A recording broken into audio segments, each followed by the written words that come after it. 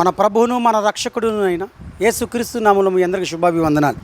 సామెతల గ్రంథం 1వ అధ్యాయం 10వ వచనంలో, నా కుమారుడా, పాపులు నిన్ను ప్రేరేపింపగా ఒప్పకము అని చెప్పి మన అందరికీ కూడా జ్ఞానోపదేశం చేస్తూ ఉన్నాడు సొలొమోను. చూడండి ప్రియ దేవుని బిడ్డలారా, ఈరోజు విశ్వాసులైనటువంటి మనమందరం కూడా లోకంలో ఉన్నటువంటి వారి యొక్క ఆలోచన మీద వెళ్తూ ఉన్నాం. అందుకనే సొలొమోను ఈ మాట చెప్తూ ఉన్నాడు, నా కుమారుడా, పాపులు నిన్ను ప్రేరేపింపగా ఒప్పకము అని. వారి ఆలోచన చెప్పిన నడవకూడదు. మనం దేవుని బిడ్డలారా, మనము దేవుని యందు విశ్వాసం ఉంచిన బిడ్డలం కాబట్టి దేవుని సేవకులు, వాక్యము, దర్శనము, కళ, దేవుని యొక్క చిత్తమును గ్రహించిన వారమే వెళ్ళాలి తప్ప ఒక విశ్వాసి వెళ్ళి లోకంలో ఉన్నటువంటి వాడి దగ్గర సలహా తీసుకోవడం మంచిది కాదు. ఈరోజు చాలామంది బిడ్డలందరూ కూడా లోకంలోకి వెళ్ళి అందరూ కూడా సలహాలు తీసుకుంటూ ఉన్నారు. అయ్యా ఏం చేస్తే బాగుంటుంది అని చెప్పంటే వాళ్ళు ఏదో ఒక ఆలోచన చెప్పడం, ఆ ఆలోచన బాగుందని చెప్పి వెళ్ళిపోవటం, మరలా అక్కడికి వెళ్ళి కొంతకాలం వెళ్ళిన తర్వాత మరలా డీలా అయిపోవటం, దాంట్లో లాస్ రావటం ఇవన్నీ జరుగుతూ ఉన్నాయి. కాబట్టి ప్రియ దేవుని బిడ్డలారా, సొలొమోను చెప్తున్నాడు, నా కుమారుడా, పాపులు నిన్ను ప్రేరేపింపగా ఒప్పకము అని చెప్తా ఉన్నాడు. ఆ దినాల్లో ఆ తప్పిపోయిన కుమారుడు కూడా ఎట్లా వచ్చింది ఆయనకు ఆలోచన అంటే, తన స్నేహితులు చెప్పారు, నీ తండ్రి దగ్గర చాలా ఆస్తి ఉంది, ఎందుకు చక్కగా వ్యాపారం పెట్టుకోవచ్చు కదా, వైన్ షాప్ పెట్టుకోవచ్చు కదా, చక్కని లాభం వస్తుంది అని చెప్పి ఆ మాట ఈ మాట నూరిపోసినప్పుడు తండ్రి వద్దకు వచ్చి, తండ్రి నాకు వచ్చే వాట నాకు ఇవ్వు, నేను వ్యాపారం చేసుకుంటాను అని చెప్పి అన్నప్పుడు తండ్రి అన్నాడు అప్పటికి కుమారుడితో, నా కుమారుడా, నీకు మంచి వ్యాపారం నేను పెట్టిస్తాను నాన్న, నువ్వు ఎందుకు కంగారు పడతావు అంటే, లేదు లేదు లేదు అని చెప్పని గొడవ పెట్టి అన్నం తినకుండా ఇసికిచ్చినప్పుడు ఆస్తిని ఇవ్వడం జరిగింది. ఈరోజు చాలామంది బిడ్డలు కూడా తల్లిదండ్రులు ఇలాగే షాప్ పెడతా ఉన్నారు, తీసుకెళ్ళి వెళ్ళిపోతూ ఉన్నారు, ఆస్తి మొత్తాన్ని కూడా పాడు చేస్తూ ఉన్నారు. అందుకనే సొలొమోను, నా కుమారుడా, పాపులు నిన్ను ప్రేరేపింపగా ఒప్పకము అని చెప్పి ఏమైపోయాడు, దుర్వ్యాపారం చేశాడు, తన ఆస్తి మొత్తాన్ని కూడా నష్టపరుచుకున్నాడు, దుర్బలమైన జీవితం జీవించినట్టుగా మనకు కనబడుతుంది. దేవుని బిడ్డలారా, మనం జ్ఞాపకం చేసుకోవాలి, నీవు వారి ఆలోచన చెప్పున వెళ్ళకూడదు, దేవునిని అడిగి వెళ్ళాలి అని చెప్పి చెప్తా ఉన్నాడు.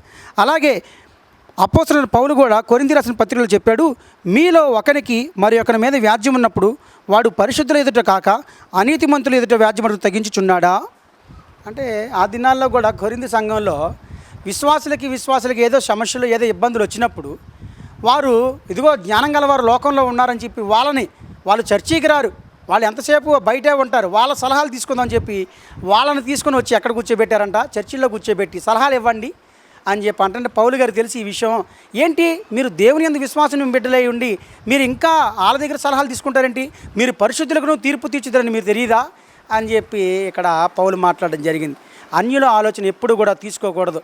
దేవుని యందు విశ్వాసం ఉంచిన బిడ్డలు దేవుని సేవకుల మాట వినాలి, దేవుని దర్శనం మీద ఆధారపడాలి, తన యొక్క వాక్యం ద్వారా ఆధారపడాలి తప్ప లోకస్తుల మాట ఎప్పుడు కూడా వినకూడదని నేను ఆయన సేవకుడిగా మీ అందరికీ కూడా తెలియజేస్తా ఉన్నాను.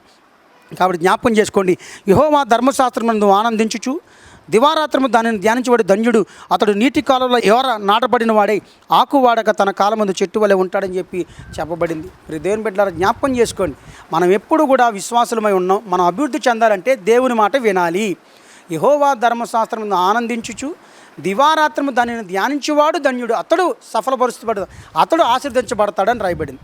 అంతే తప్ప లోకుల మాట విన్నవాడు దీవించబడతాడు, స్నేహితుల మాట విన్నవాడు ఆశీర్వదించబడతాడని బైబిల్ గ్రంథంలో ఎక్కడా లేదు. నిన్ను పాపులు ప్రేరేపింపగా నీవు ఒప్పకము అని చెప్పి మాట్లాడడం జరిగింది. ఈ రోజున మనమందరం కూడా మనం స్నేహితుల దగ్గరికి వెళ్ళి వారి ఆలోచనలు అడుగుతూ ఉంటాం, బంధువుల దగ్గరికి వెళ్ళి వాళ్ళ ఆలోచన అడుగుతూ ఉంటాం, అది పెట్టమని ఇది పెట్టమని వాళ్ళు సలహాలు ఇస్తారు, ఆ తర్వాత వాళ్ళు వెళ్ళిపోతారు, మనకు మాత్రం నష్టం వాటిల్లుతుంది. కాబట్టి అన్యుల ఆలోచనను నీవు వినవద్దు. నీవు ఎప్పుడూ కూడా ఏదైనా పని చేస్తున్నప్పుడు దేవుని చిత్తాన్ని కనిపెట్టాలి, దేవుని సేవకుల యొక్క మాట కూడా తీసుకోవాలి, దేవుని వాక్యం ఏం సెలవిస్తుందో కూడా తీసుకొని అప్పుడు ముందుకెళ్తే నువ్వు సఫలపరచబడతావు, ఆస్వాదించబడతావు. అంతే తప్ప లోకంలో ఉన్నటువంటి మాటలు వినేసి ఆ వ్యాపారం ఈ ఉద్యోగం ఆ ఉద్యోగం చేస్తే చివరికి వాళ్ళు వెళ్ళిపోతారు, నీకు మాత్రం నష్టం వస్తుందని దేవుడి సేవకుడికి తెలియజేస్తా ఉన్నాను. కాబట్టి ప్రియ దేవుని బిడ్డలారా, ఈ వాక్యం వింటున్నటువంటి నీవు గమనించి ఇక మీదట వారి మాట వినకుండా దేవుని మాట వినవలసిందిగా దేవుని సేవకుడికి మీకు తెలియజేస్తున్నాను. ప్రార్థన చేసుకుందాం.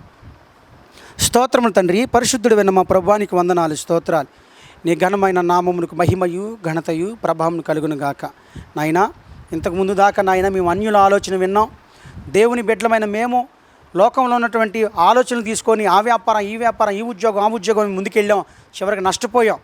అయితే ఇప్పుడు నీ సేవకుడి ద్వారా మాతో మాట్లాడావు కనుక మేము నీ ఆలోచన ప్రకారంగా వెళ్తాం, నీ సేవకులు చెప్పినటువంటి సూచనల మేరకు వెళ్తాం, నీ వాక్యం సెలవిస్తున్న మేరకు మేము ముందుకెళ్తామని వీరందరూ కూడా నాయన వింటున్నటువంటి వాక్యాన్ని వారందరూ హృదయంలో భద్రపరిచి కార్యసిద్ధి కలుగుజని ప్రార్థన చేస్తూ, ఎంతోమంది నాయన అనారోగ్యంతో బాధపడుతున్న వారిని జ్ఞాపకం చేసిన వారిని ఆరోగ్యాన్ని దీవించండి. అలాగే ఎంతోమంది నాయన ఉద్యోగాల కొరకు ఎదురు చూస్తున్న బిడ్డలను ఉద్యోగాలు దయచేయండి. అలాగే వ్యాపారాలు సరిగ్గా కొనసాగక ఉంటున్నటువంటి వారిని వ్యాపారాలను దయచేసి వారికి కావాల్సిన వనరులు సహాయం చేయండి.